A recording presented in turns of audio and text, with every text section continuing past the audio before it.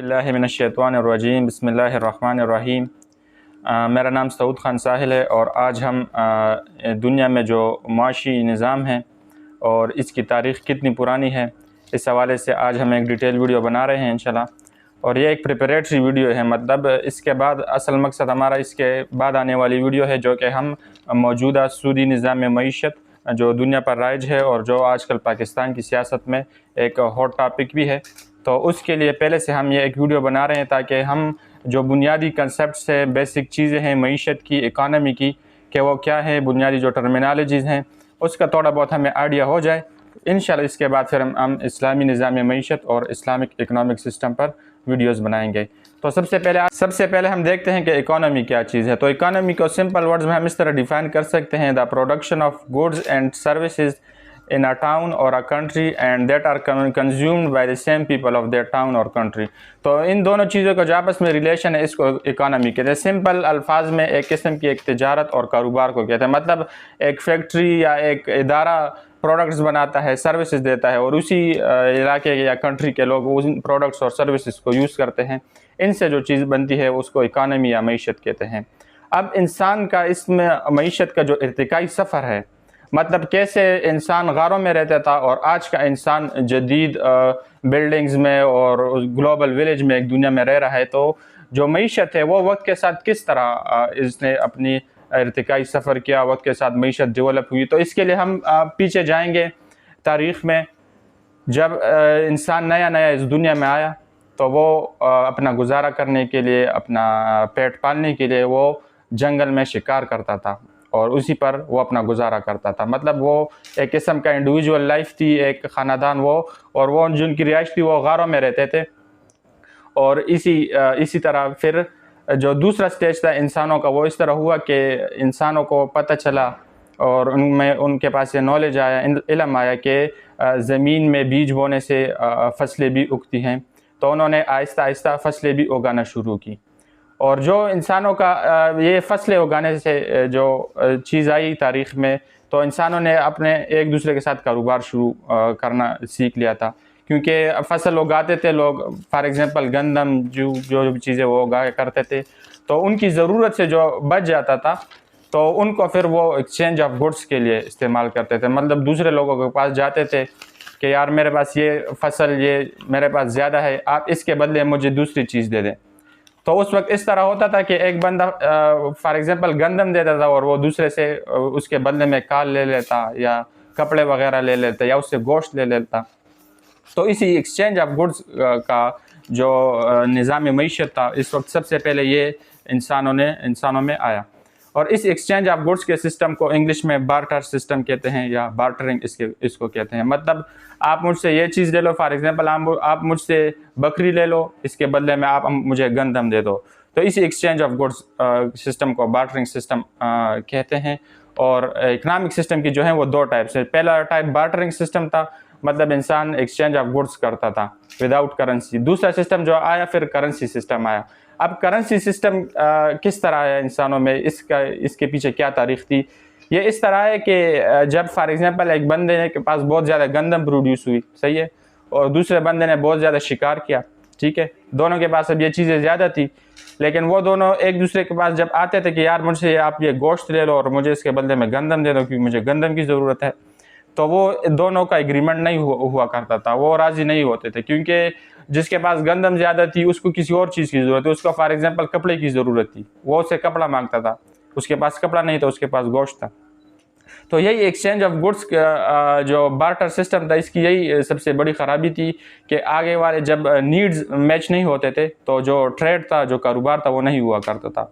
तो इसी जो मसला था, इसी प्रॉब्लम के उसमें फिर करेंसी सिस्टम ईजाद हुआ है। तो इंसानों ने जो अपना इर्तिकाई सफ़र किया वक्त के साथ कि अब कोई तीसरी ऐसी चीज़ ईजाद हो कि जिसकी वैल्यू सबके पास हो और सब उस पर राज़ी हों और उसके ज़रिए हम ट्रेड कर सके, एक्सचेंज ऑफ गुड्स कर सके। तो इंसानों ने currency, for example gold coin या दूसरी चीज़ें इस तरह शुरू में ईजाद हुई कि उसकी वैल्यू सबके साथ थी और उसी के ज़रिए जो चीज़ भी ज़रूरत थी और वही चीज़ उससे वो ख़रीद लेते थे।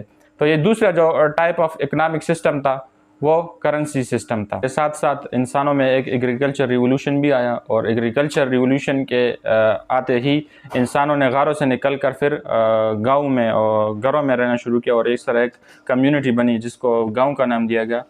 और ये गांव आहिस्ता आहिस्ता जितनी फसलों की पैदावार बढ़ती गई, जितना इंसानों की गुड्स प्रोडक्शन वगैरह बढ़ती गई, कारोबार और मईशत बढ़ते गए, तो ये गांव तब्दील हुए शहरों में। और क्योंकि शहरों में इसलिए तब्दील हुए क्योंकि गुड्स की पैदावार सप्लाई जो थी वो बहुत ज़्यादा थी, और इंसानों को अपने गुजर बसर के लिए गाँव में या गारों में रहना की ज़रूरत नहीं थी। वो अपनी करेंसी से, अपने गोल्ड कॉइन से या दूसरी चीज़ों से वो अपनी ज़रूरियात ज़िंदगी ख़रीद सकते थे। तो इस तरह शहरों का सिस्टम बना, लोग शहरों में रहने लगे।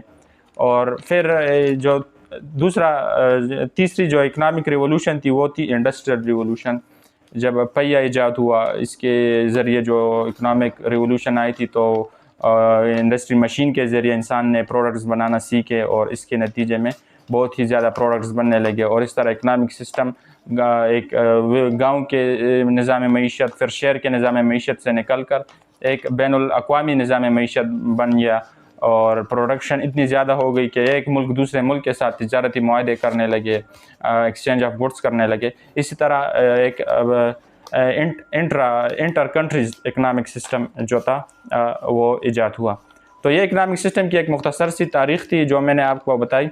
और इकनॉमिक सिस्टम में आज का जो इकनॉमिक सिस्टम है, जो जदीद इकनॉमिक सिस्टम, इसकी चंद मशहूर इस्तिलाहात हैं जो हम रोज़ सुनते हैं, लेकिन अक्सर आम लोग इससे नावाकिफ़ होते हैं कि इसका मतलब क्या होता है। तो उन मशहूर इस्तिलाहात में हम आज की वीडियो में कवर करेंगे GDP, gross domestic product, per capita income को हम कवर करेंगे, परचेजिंग पावर हम देखेंगे कि ये क्या चीज़ है, क़ुव्वत ख़रीद उर्दू में जिसे कहते हैं। और इसके अलावा हम आजकल की जो करेंसी है, ग्लोबल करेंसी US डॉलर्स, इसको हम देखेंगे कि किस तरह जब रोज़ हम ख़बरों में देखते हैं कि डॉलर की कीमत बढ़ गई है, कम हो गई है, तो ये किस तरह बढ़ती है, किस तरह कम होती है।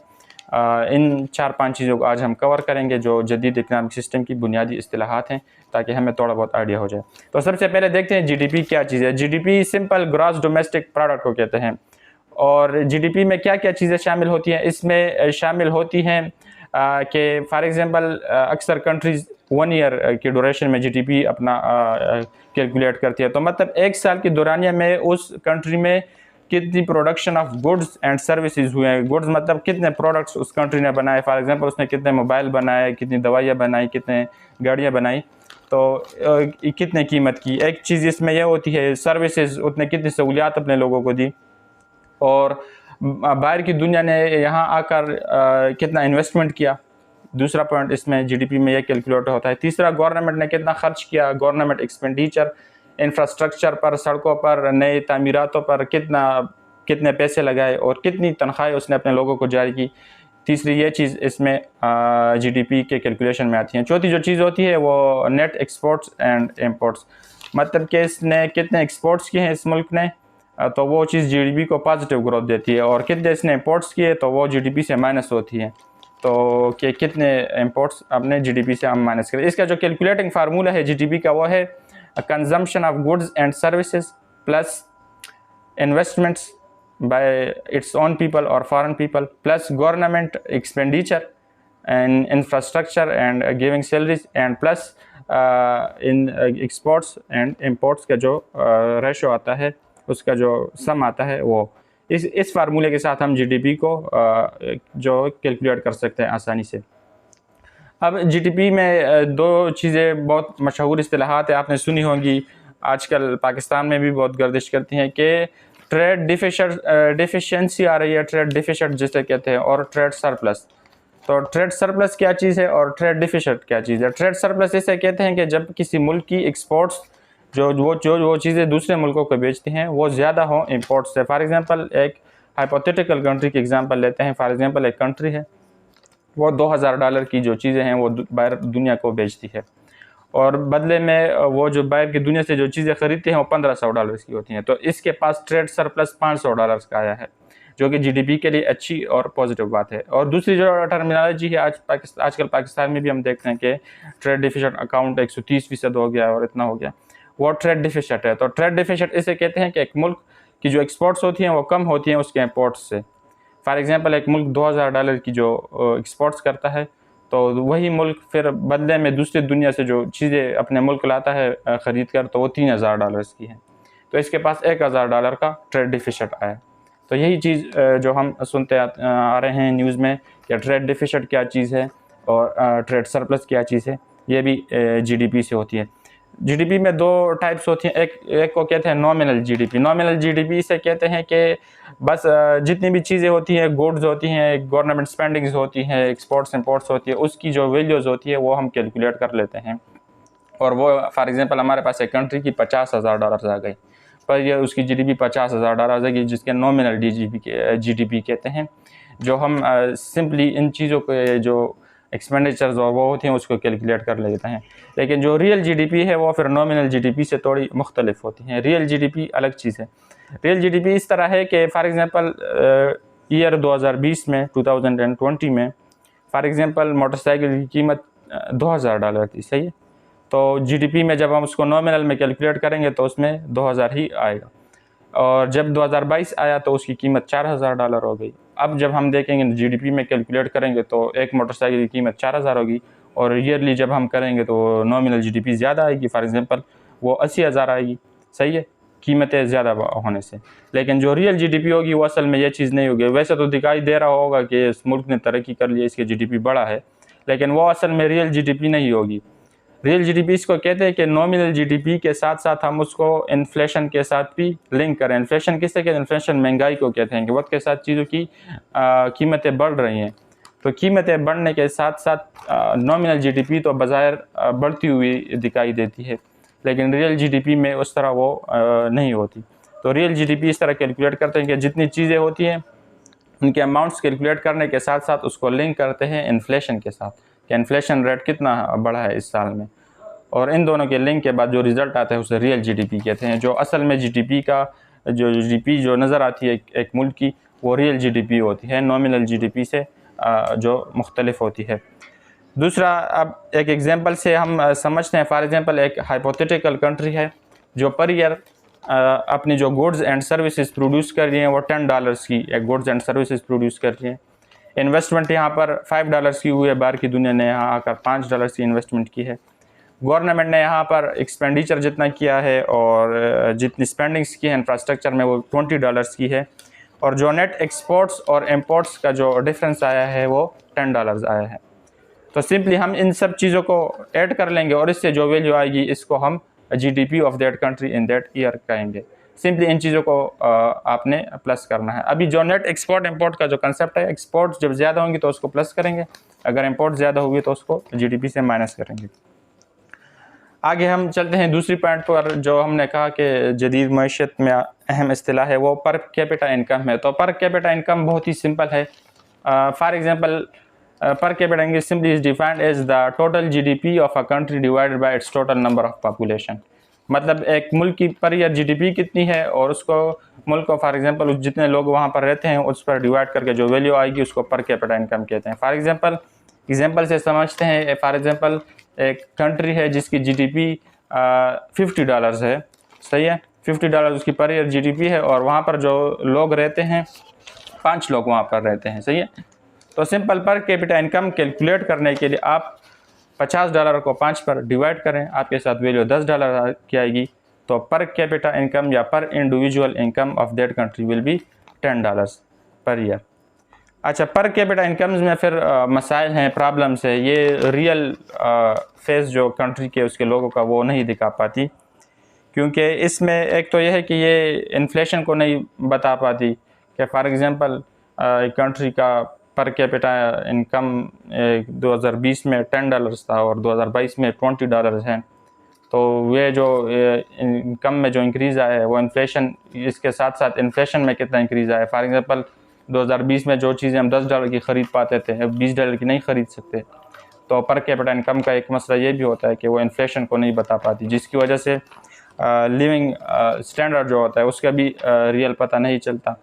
लिविंग स्टैंडर्ड का इस तरह मतलब है कि फॉर एग्जांपल एक कंट्री में 4 लोग रहते हैं, जहाँ पर 3 लोग की पर एनुअल इनकम जो है वो फॉर एग्जांपल $50 है, सही है, और एक बंदे की इनकम $10 है, तो उन सब का जो एवरेज आता है वो निकलता है।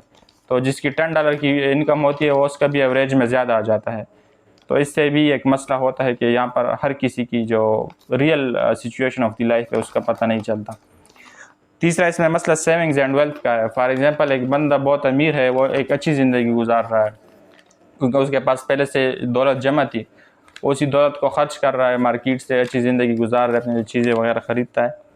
लेकिन उसकी जो इनकम है, एनुअल इनकम, वो फॉर एग्जांपल बहुत कम आती है। तो इससे भी पता नहीं चलता।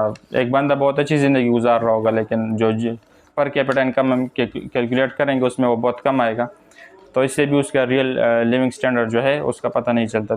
चौथी जो इसकी प्रॉब्लम है पर कैपिटा इनकम में सबसे बड़ी कि पॉपुलेशन के हर फर्द को काउंट करता है। ये न्यू बॉर्न बच्चे को भी काउंट करता है। फॉर एग्जांपल साल के आखिरी दिन अगर जितने भी बच्चे पैदा होंगे वो भी पॉपुलेशन में काउंट होंगे, उनको भी अकाउंट में लाया जाएगा। हालांकि बच्चे तो कोई इनकम नहीं करते, तो इस वजह से भी जो पर कैपिटा इनकम पर है एक नेगेटिव असर पड़ता है। और ये माशरे की जो असली हालत है, इंसानों की जो लिविंग स्टैंडर्ड्स है उसकी जो असली हालत है उसको दिखाने में नाकाम होता है।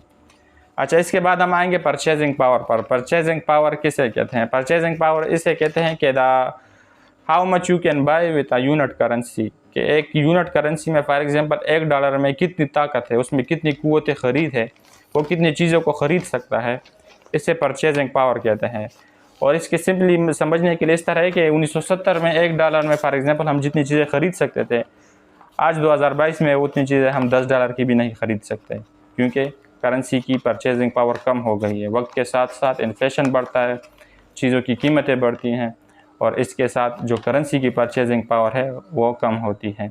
ये कमज़ोर होती जाती है इन्फ्लेशन के साथ, महंगाई के साथ, और डिक्रीज़ जितनी ये कमज़ोर होती है परचेजिंग पावर एक माशरे में लोगों की, तो इससे जो मसले पैदा होते हैं वो एक हायर कॉस्ट ऑफ लिविंग पैदा होती है। फॉर एग्जांपल पर मंथ अगर $10 पे घर ख़ानदान का गुजारा होता था, तो अगर परचेजिंग पावर उस करेंसी की डिक्रीज़ हो गई तो उसे भी $20 पर अपना गुजारा करना पड़ेगा पर मंथ। तो इसके लिए लिविंग कॉस्ट जो है वो बढ़ता है वक्त के साथ, लो लिविंग स्टैंडर्ड्स हो जाते हैं। परचेजिंग पावर कम हो गई तो जो चीज़ें हम पहले ख़रीद पाते थे, जो सर्विसेज हमें पहले मिलती थी, वो अब हमें कम परचेजिंग पावर के साथ वो हमें इतनी हासिल नहीं होती।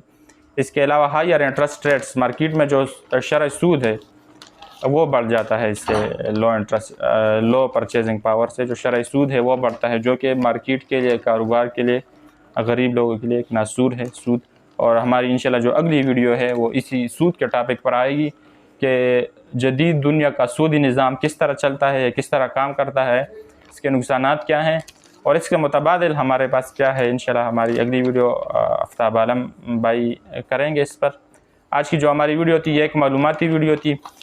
और जो आखिरी एडम स्मिथ ने जो परचेजिंग पावर के बारे में कहा है, जो एडम स्मिथ जो कि जदीद इस्तेमारी निज़ाम कैपिटलिज़म के जो बानी हैं, एडम स्मिथ ये कहते हैं कि purchasing power is actually the power to control over the people. इस तरह उनका मतलब है कि एक बंदे के पास वेल्थ है तो उसके पास परचेजिंग पावर ज़्यादा होगी और वो अपने वेल्थ से लोगों को ख़रीद सकेगा, लोगों की सर्विसेज ख़रीद सकेगा। फॉर एग्जांपल एक कारपेंटर है या कोई नाई है, मतलब हेयर ड्रेसर है, तो वो लोगों की सर्विस को आराम से ख़रीद सकता है। कोई मेडिकल प्रोफेशन से डॉक्टर है, तो वेल्थी इंसान जिसके पास दौलत ज़्यादा है तो वो उसको ख़रीद सकता है, मतलब वो लोगों को कंट्रोल कर सकता है। एडम स्मिथ एक किस्म से परचेजिंग पावर को उन्होंने एक दूसरा टर्म दिया था, the power to control the people, के लोगों को पैसे से ख़रीद लो और उनको कंट्रोल करो। एडम स्मिथ जो जदीद इस्तेमारी निज़ाम के बानी थे। आखिरी चीज़ पर हम आते हैं और इंशाल्लाह शॉर्ट्स वो भी करते हैं इस पर। बहुत ही ज़रूरी चीज़ है, आजकल हम मार्केट में देखते हैं कि रोज़ाना की बुनियाद पर डॉलर की कीमत कभी बढ़ जाती है, कभी फॉर एग्जांपल 202 से 206 हो जाती है, तो अगले दिन वापस कम हो जाती है, 204 पर आ जाती है, 203 पर आ जाती है। इसके पीछे क्या माजरा है, इसके पीछे क्या कंसेप्ट है, इसको समझते हैं। जदीद निज़ाम मईशत की जो इस्तिलाहात हैं उसमें एक ज़रूरी इस्तिलाह है। इंशाल्लाह इसको समझने के बाद हम फिर अपने आगे इस्लामिक इकनॉमिक सिस्टम की वीडियो के लिए जो है तो वो तैयार हो जाएंगे। अच्छा, मार्केट, इससे पहले मार्केट को समझते हैं कि मार्केट किस तरह चलता है और मार्केट में चीज़ों की कीमतें किस तरह कंट्रोल होती हैं। फॉर एग्ज़ाम्पल एक मार्केट है जिसमें मेडिसिन सेल हो रही हैं, सही है। एक मेडिसिन है वो सेल कर रहे हैं, पेनाडोल मेडिसिन वो सेल कर रहे हैं 10 रुपये की स्ट्रिप दे रहे हैं, और आम हालात में वो 10 रुपये की दे रहे हैं, सही है। लोग ख़रीद रहे हैं, उसकी डिमांड एंड सप्लाई हो रही है। अब एक ऐसा वक्त आता है, फॉर एग्ज़ाम्पल आजकल मलेरिया और टाइफाइड फीवर और डेंगू इनके दिन है, तो पेनाडोल जो मेडिसिन है उसकी जो डिमांड है मार्केट में वो ज़्यादा हो रही है, सही है। मार्केट में डिमांड ज़्यादा हो रही है और सप्लाई कम है, सही है। जो इंडस्ट्रीज़ की तरफ से सप्लाई आ रही है वो कम है, तो इस डिमांड के ज़्यादा होने से इसकी कीमत बढ़ जाती है। फॉर एग्जांपल रिसेंटली आपने कोरोना के दिनों में देखा था कि पेनाडोल की कीमतें 10 रुपये से 20 में चली गई, फिर 30 में। इस तरह मार्केट भी इस चीज़ पर काम करता है। मार्केट में जिस चीज़ की डिमांड ज़्यादा होगी उसकी कीमत ज़्यादा हो जाती है, अगर उसकी सप्लाई कम हो और डिमांड ज़्यादा हो। और अगर सप्लाई ज़्यादा हो जाए और डिमांड उसकी कम है, फॉर एग्जांपल एक ऐसा मौसम आ जाता है जिसमें फॉर एग्जांपल एक सोसाइटी में उसमें बुखार बहुत कम है, पेनाडोल आ रही है मार्केट में, सप्लाई हो रही है, लेकिन लोग उसे ख़रीद नहीं रहे हैं, डिमांड नहीं हो रही है, तो ऑटोमेटिकली उस पेनाडोल की कीमत कम हो जाएगी, वो 10 रुपये से 6 रुपये में आ जाएगी, क्योंकि उसकी सप्लाई मार्केट को हो रही है लेकिन लोग ख़रीद नहीं रहे, तो जो ऑटोमेटिक उसकी कीमत जो होती है मार्केट में वो कम हो जाती है। इसी डिमांड एंड सप्लाई के कंसेप्ट से, ये एक इम्पॉर्टेंट कंसेप्ट है। डॉलर के रेट में कम और ज़्यादा में भी इसी का हाथ होता है। तो अब डॉलर किस तरह कम ज़्यादा होता है, फॉर एग्जांपल मार्केट में डॉलर जो नॉर्मल हालत है, डिमांड हो रही है, सप्लाई हो रही है, डॉलर कांस्टेंट रेट पर चल रहा है 200 फॉर एग्जांपल पाकिस्तानी रुपये के $1 बराबर है। लेकिन अचानक ऐसा वक्त आ गया कि लोगों ने डॉलर की डिमांड बहुत ज़्यादा कर दी है, मार्केट में डॉलर की डिमांड ज़्यादा हो गई है किसी भी वजह से। डॉलर की डिमांड की अपनी रीजंस होती हैं कि लोग डॉलर क्यों डिमांड करें। कोई बाहर फॉरेन ट्रेवल के लिए करता है, कोई फॉरेन से कोई चीज़ें मंगवाने के लिए, इन्वेस्टमेंट के लिए डॉलर की डिमांड करता है मार्केट से, क्योंकि बाहर से आपने चीज़ें मंगवानी है तो आपने डॉलर में मंगवानी है, तो डॉलर की डिमांड मार्केट में ज़्यादा हो गई। लेकिन जो सप्लाई है वहाँ पर डॉलर्स की, जो मुल्क की एक्सपोर्ट्स है, मतलब पाकिस्तान इतने डॉलर्स अपने मार्केट में नहीं ला पा रहा, सप्लाई डिमांड ज़्यादा होगी और सप्लाई कम है, तो ऑटोमेटिकली डॉलर की प्राइस जो है वो इंक्रीज़ हो जाती है। फॉर एग्जांपल 200 है, डिमांड ज़्यादा हो गई, सप्लाई कम है, वो प्राइस चली जाएगी 206 रुपये में, 206 रुपये पाकिस्तानी रुपीज़ पर $1। लेकिन एक ऐसा वक्त आता है गवर्नमेंट देखती है, वो परेशान हो जाती है कि यार डॉलर तो इंक्रीज़ हो रहा है, अवाम हमसे नाला हो रहे हैं, हम चाहते हैं कि डॉलर को कंट्रोल करें। तो गवर्नमेंट क्या करते हैं, गवर्नमेंट के पास जितने डॉलर रिजर्व्स होते हैं तो वो उसको मार्केट में ला सकती है, वो मार्केट में डॉलर्स को दे देती हैं कि सप्लाई ज़्यादा कर देती हैं, या इसके अलावा वो अपनी एक्सपोर्ट्स को बढ़ा सकती हैं कि ज़्यादा से ज़्यादा चीज़ें एक्सपोर्ट करें और मुल्क में डॉलर्स आएँ, तो इससे मार्केट को ज़्यादा डॉलर्स मिलेंगे। जब मार्केट में डॉलर्स की सप्लाई ज़्यादा हो जाएगी तो जो इससे ऑटोमेटिकली जो डिमांड है उसको भी पूरा कर दिया जाता है, और जो सरप्लस होता है मार्केट में कि डिमांड कम हो जाता है और डॉलर की सप्लाई ज़्यादा हो जाती है, तो इससे डॉलर की कीमत वापस कम हो जाती है या मुस्तहकम हो जाती है। 206 रुपये से फॉर एग्जांपल वापस 204 202 रुपये तक आ जाती है।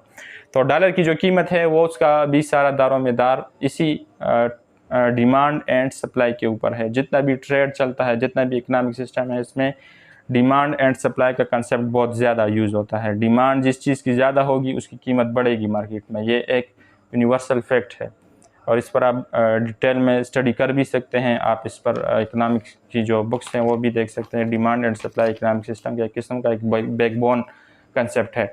जिस चीज़ की सप्लाई ज़्यादा होगी, फॉर एग्जांपल मार्केट में मोबाइल्स की सप्लाई बहुत ज़्यादा होगी, एक कंपनी बहुत ज़्यादा मोबाइल्स बना रही है, मार्केट में सप्लाई ज़्यादा हो गई है, ऑटोमेटिकली मोबाइल की कीमत कम हो जाएगी। डिमांड से सप्लाई ज़्यादा हो जाएगी तो कम हो जाएगी। तो यही डिमांड एंड सप्लाई का कंसेप्ट डॉलर्स की जो रेट कंट्रोल करने में भी होता है, तो यही इस्तेमाल होता है। उम्मीद है आपने मेरी इस कम इल्म से जो मैंने मालूमात आपको दी हैं, आपने इससे थोड़ा बहुत फ़ायदा हासिल किया होगा, और अल्लाह ताला से दुआ है कि जो इल्म आज हमने शेयर किया है ये हमारे लिए मुफीद साबित हो, हम सब के लिए मुफीद साबित हो, और हम सब के लिए बाइस निजात बने, आमीन।